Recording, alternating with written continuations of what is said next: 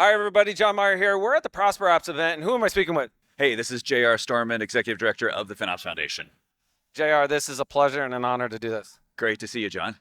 JR, what are you looking forward to at AWS reInvent? This has always been the conference. This is my ninth or 10th one that has so much energy around cloud, which I love. And the community here in the early days of FinOps was very small. There were not a lot of people talking about cost. And this year, I think there's something like 16 different sessions around cost optimization, FinOps. So getting all those people together, which we're doing tonight at our event, really excited to have those conversations. Also, there were so many amazing AWS product releases in this area that have come out the last couple of days. So today we've got all the product managers coming in, and we're going to start to unpack all the details and context of those with the community and how they start to affect the practice. What are some of the biggest challenges you see companies might be facing in 2024 with regards to maybe FinOps or cost optimization? The challenges in 24 are really company dependent because what we've seen this year, and I was sitting next to a person on the plane on the way in that was a great example. Like 8 years ago, come to this event, it was like the Netflixes and the Atlassians and these like cloud native folks.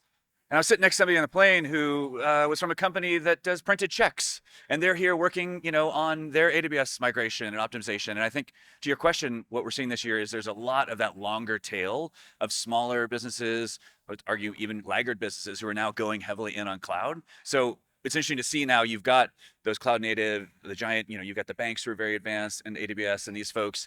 But now we're seeing the rest of the world come in, and show up and sort of start to figure out what are the challenges that they need to face. It's the same things. It's how do I get engineers to take action? How do I get allocation of costs underneath that? Savings is important. A lot of people are looking at, but it's also that action of, okay, once I take down the savings, how do I get the governance in place? And how do I start to get the reporting in place? So a lot of the things that we're seeing like come out of this conference from AWS and from the community around, okay, how do I start to get the organization ready to adopt all this great technology and features that are out there so that I can do more efficient growth and get to better unit economics in all those areas? Well, I'm going to spin that question instead of the challenges. What do you think some of the biggest innovations for FinOps and cost optimization will be next year? I'm not going to say the buzzy AI word because everybody's saying it. But I think, Well, you just said it, so we won't go. yeah, you caught me. The innovation that's really happening is sort of a simple thing though, and we talk about it a lot in the community, but it's people are starting to move past this idea of FinOps as a standalone practice or a standalone platform or set of tools. FinOps being a part of the rest of the engineering org.